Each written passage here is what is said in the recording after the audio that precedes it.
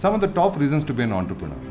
Your creativity doesn't fit the corporate environment. Simply put, you are just not fit for the corporate environment. It can be that. You may find that you simply don't fit in. Sometimes that can feel very, very frustrating. However, if you learn to embrace not fitting in a corporate culture, the way many of your friends and family do, you can discover something else, something very beautiful.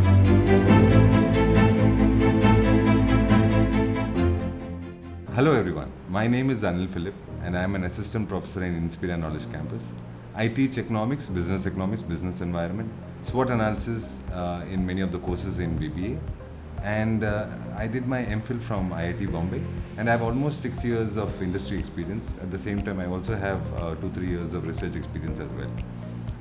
Welcome on board on this particular topic on what exactly entrepreneurship is, and what you can do as an entrepreneur, and especially in this particular situation in India, where the entire ecosystem is geared towards making someone succeed in the startup industry. During the 1980s, IBM contracted with Gates to provide the operating system for its computers, a system now known as MS-DOS. Gates procured the software from another firm, essentially turning the 200 rupees pair of jeans into a multi-billion-dollar product. Microsoft Office and Windows operating system, they run on almost 90% of the world's computers now. So you see what a small software, or at least the contracting of a small software, did to the entire software industry. By making software that increases human productivity, Gates expanded our ability to generate output and thus thereby increasing the highest standard of living for all of us. Another example would be Sam Walton, the founder of Walmart. He was another entrepreneur who touched millions of lives in a positive way.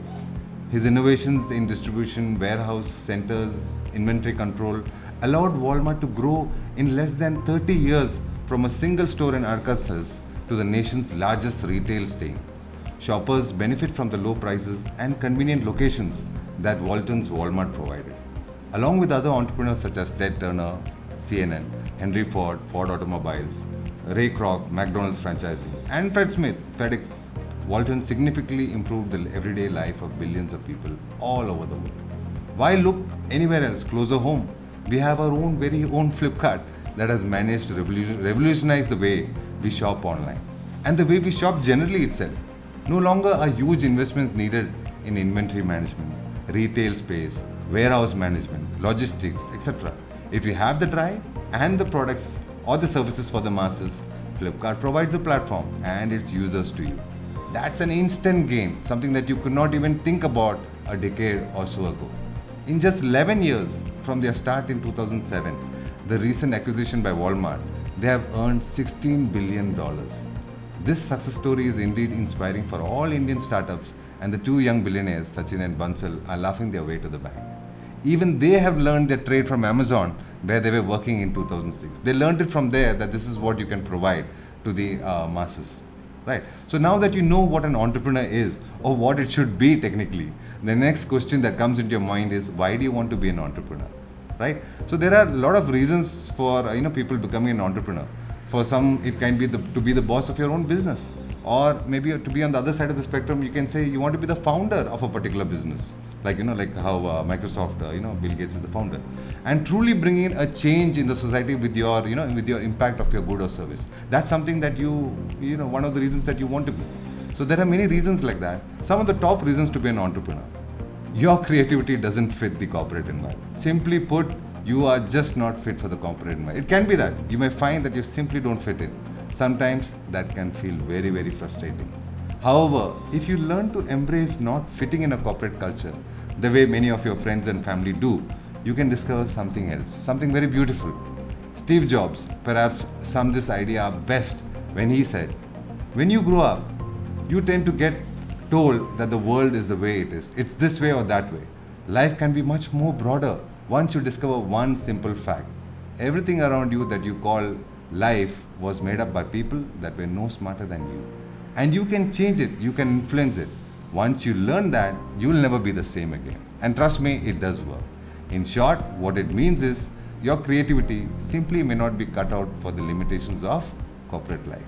So that's one of the reasons. The second one, a lifestyle that is not bound to 9 to 5.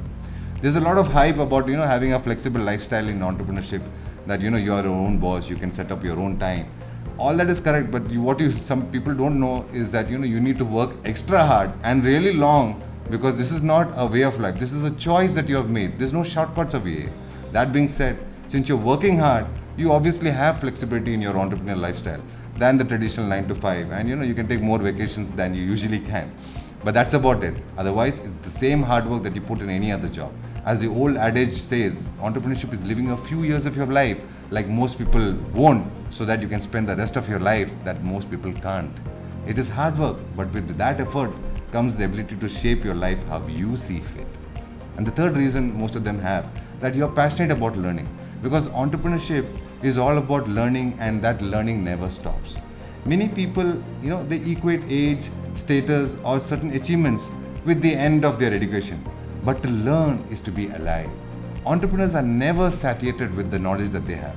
They are always seeking more. It's like a heat-seeking missile. If you find that learning interests you from formal education to the on-the-job discoveries, and that you can never get enough about things that excite you, then you have identified one of the genuine reasons to become an entrepreneur. This is one of the single most reasons that individuals are driven to be entrepreneurs. As a mega successful entrepreneur once said, the entrepreneur in us sees opportunities everywhere that we look, but many people just see only problems. The entrepreneur in us is more concerned with discriminating between opportunities that he or she is failing to see than the opportunities that he can see, or he or she can see. One of the fourth reasons is your ideas are unconventional. Entrepreneurship takes the imagination that you have, and perhaps even a dash of insanity that you provide. These two are a powerful mix in which entrepreneurs change the world. They see the world as they want it to be, not how it is. From the genius idea that drove the Wright brothers to create a flying machine, to the madness that drove Steve Jobs and Bill Gates to develop personal computers, entrepreneurs pursue their ideas that others just deem crazy. Albert Einstein said, "Logic will get you from A to B, but imagination will take you everywhere." That's exactly true, and that's exactly what entrepreneurs believe. Entrepreneurs intrinsically understand that logic is limiting, but unconventional ideas can change things for the better and always for the improvement of the society. Number 5, you want to do things. Entrepreneur Guy Kawasaki said, the best reason to start an organization is to make meaning, to create a product or service to make the world a better place. The exploration of meaning and doing work that changes the world is something that drives every entrepreneur. If you find yourself unsatisfied with a life that regulates you to the sidelines or the background, entrepreneurship might be the right path for you. Entrepreneurs learn by doing and exploring with a voracious appetite. You need to have a voracious appetite for this particular, field. If the status quo is too simple for you, you understand one of the genuine reasons people choose entrepreneurship. Okay, now that you have decided to be an entrepreneur, what is the next step? Plunge in directly, or should you take a course on entrepreneurship? Which is better? There are no black and white answers to this question, my friends. Some feel that this question should be answered only by the future entrepreneur in question, rather than any academician or practitioner, because only he or she knows the skills that she is lacking, the knowledge that they are lacking, or the know-how or technology of acquiring resources that they might be lacking, which ties directly to what I want to talk about next: entrepreneurship as a degree. First, understand that entrepreneurship is different from business as a field of study. Entrepreneurship as a degree course helps you develop effectual reasoning. You learn how to identify goals as they grow naturally, and learn strategies for facilitating the evolution of those objectives. You learn about concepts such as bootstrapping and different marketing techniques, as well as how to start a business from the ground up. These skills have their place, but they are very different from what you learn in the usual run-of-the-mill business majors. So how do you choose the right business program? What is the correct business program for you? Do you need to go specifically for an entrepreneurship business program, or should you just go for any major program in business which has an entrepreneurial elective in it? In a business program, whether it is for MBA or a business degree, your focus is on causal reasoning and relationship. You learn about business plans, but you also learn how to calculate the return of the investments a company makes and how different business models work. Within a business major, there may be different specialties, but the core curriculum only focuses on developing that causal linear focus. Many business degree programs have entrepreneurship components built into it or options to specialize in entrepreneurship. This way, you have the chance to learn more about the effectual business matters while still developing knowledge about the business theories and how companies actually exist in the market, the business environment. However, business degrees usually tend to be more corporate focused, which is exactly what an entrepreneur does not want to be. So then, what are the advantages of an entrepreneurship course? Entrepreneurship courses or degrees have their own benefits. While obtaining a degree in the field does not guarantee your success, you don't immediately become an entrepreneur just because you got a degree, right? It certainly does not hurt. Having a degree in entrepreneurship can serve as a sort of validation of your business skill. When you go to get funding for a business concept, or when you're going for a pitch or developing a partnership, a degree in entrepreneurship can definitely add to your credibility. In your studies as an entrepreneurship major, you will develop your business instinct, your powerful business instincts, that's going to develop there. If you have not managed a business before, developing your business reasoning in this way is valuable. Likewise, if you run a business but you do not have much freedom in the way that you have managed your management style or your employees, entrepreneurship helps you in learning to identify opportunities and think critically about how to take advantage of them. You also take classes with other people who are interested in starting their business. These people could then become your lifelong business connections and possibly develop into partnerships as well. Any good course any good course about entrepreneurship should talk about the existing entrepreneurial ecosystem that consists of angel investors, incubation facility, pool of incremental innovation, etc. After a good course in entrepreneurship, you should technically be able to do certain things that I can list out right now. For example, one, you have to be able to turn your ideas into opportunities to get your projects funded. The second one would be learn the growth hacks for developing your startup. The third one would be plan out your financial strategies to channelize investment and expenditure. The fourth one would be learn marketing and branding tactics to empower your business and reach out to potential prospects. And fifth one would be connect with the right business advisors that can help you reach out your business goals. Having said that, let's discuss the opportunities and significance of being an entrepreneur in India. Because after all, we need to understand the context as well, where you are. It's just not for everybody, right? We are talking about the context of India. Few countries have more entrepreneurial potential than India. It's home not just to the wave of IT outsourcing firms of the 1990s and early 2000s, but also to some of the most interesting unicorn tech startups in the world, including Freshworks, Paytm, Oyo, and of course Flipkart, which I talked about. According to Global Entrepreneurship Development Institute, which comes up with the Global Entrepreneurship Index, India is ranked 68th out of 137 countries. I know so much more to improve, but we are getting there and at a faster rate now. India's strength areas are in product and process innovation, internalization, opportunity startup, risk acceptance, opportunity perception, and robust competition in the marketplace. Its performance on human capital is broadly at par with its overall performance. Where does India score the most? India's strongest performance falls under the criterion of product innovation, like I was talking about, where its score is equal to the best in the world. This measures a country's ability and potential to generate new products and to adopt or imitate existing products.